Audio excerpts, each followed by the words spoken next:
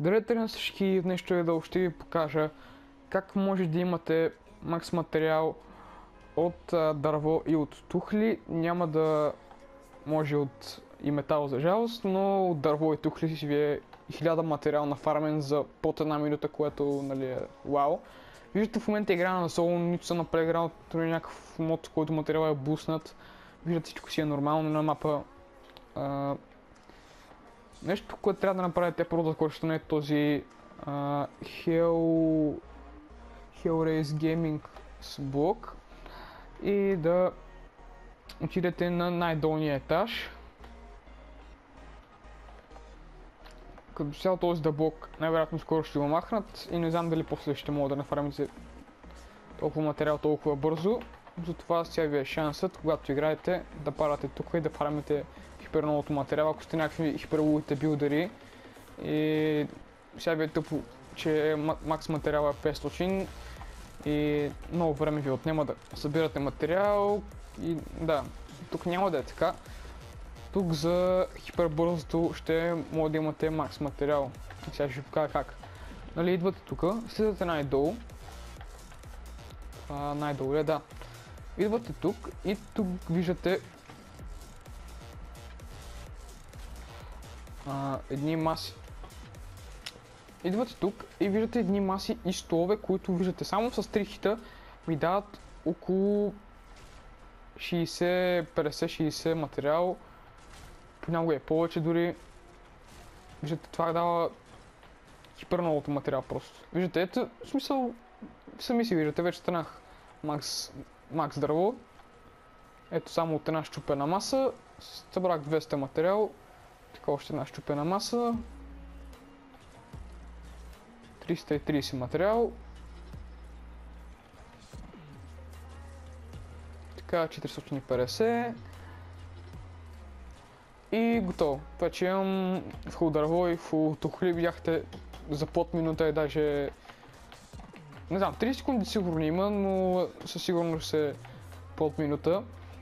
И да, това е много legit трик, в смисъл няма нищо фейк в това, да кажем, ще тушиме и това. Виждате, дава 19, тушиме и тази страна. Виждате, дава 18, като цяло, каквото и да труша, няма да дава толкова колкото ето тези маси и тия столове. Не ме питате дали може абсолютно всички маси и всички столове тук, защото само тези специфични маси и столове дават толкова много, ето виждате. Да кажем, тези столове няма да стане, те дават по около 5 материал горе-долу. Така че... Да. И... Да, хора, ако искате да участвате в един giveaway за 2000 V-Bucks, останете до края на видеото, защото тогава ще кажа правилата, за да участвате. И да, ще бъдат стеглени за 5000 V-Bucks. През 5000 V-Bucks ще бъдат стеглени победителите, т.е. победителят ще бъде стеглен на 5000 абоната, когато ги направим, така че колкото по-бързо ги направим, толкова по-бързо ще изтегля победителя. Но за случая сега трябва да останете до края на видеото, защото тогава ще кажа правилата, може всъщност да не в съвсем края на видеото, може и средата, може когато аз да се реша. Така че да, ако превъртите, може да го пропуснете. Не е сигурно, че ще отидете точно когато казвам правилата. Така че ако искате да участвате, трябва да останете до края на видеото. Малко шит оръжие имам в момента, но както и да няма значение.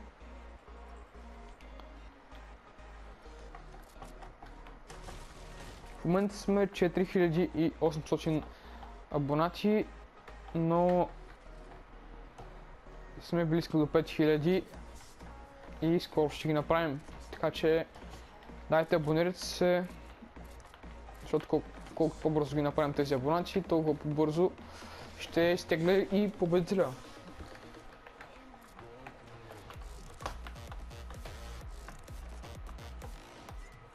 Тук виждам да пратих една до друга. Ще отида към тях, защото едната е виждам на дървото. Тук виждам SMG, ще го взема на мястото на динамиците. Макар че... Не, ще махне това, че е много ме дразни. Не знам, изобщо не ми харесва този райфъл. Понякога е добър, понякога бие някакви добри хитове, ама с 8 патрона... Не знам, не ми харесва толкова. Предпочитам най-много Скар като райфъл. Има ли чест? Не, няма чест.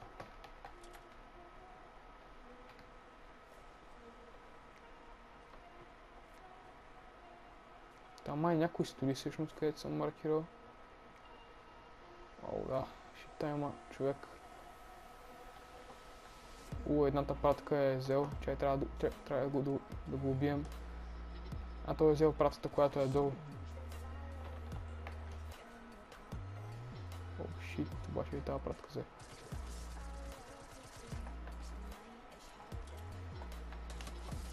Братле, как ми...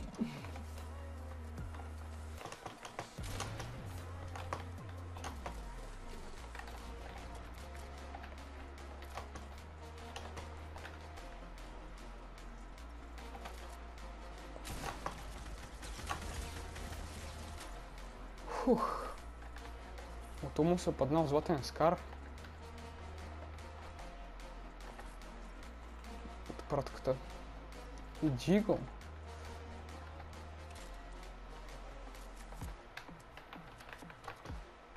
А чекай, тази пратка даже не е отворил. Той джигъл се е паднал преди това.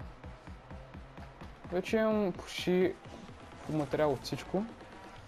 Благодарение на този трик, който даже то не е точно трик. Ама както и да е. Даже до метки така нещо.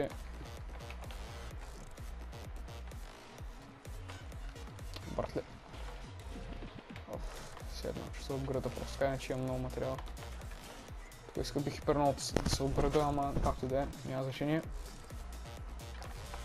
Тук виждам един перет. Братля съм нутъл, бе, може и кемфар да използвам, но не като цяло аз така иначе метките нямах място за него. Така че по-логично беше да използвам метките.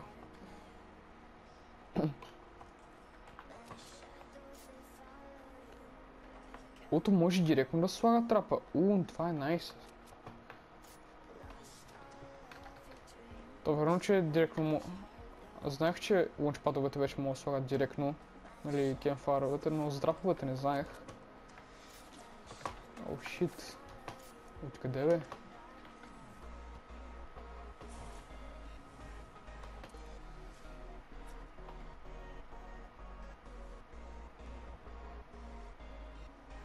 Трябва да се буснем от тука. И там долу видях човек.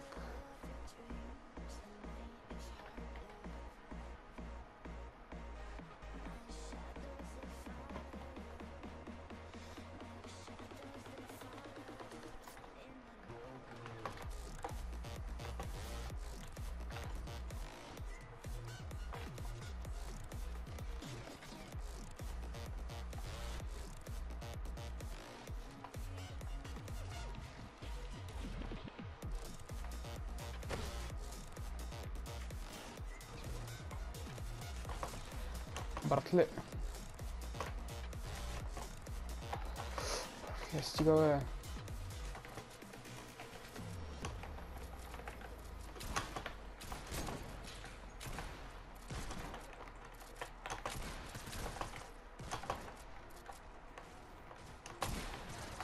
Братле.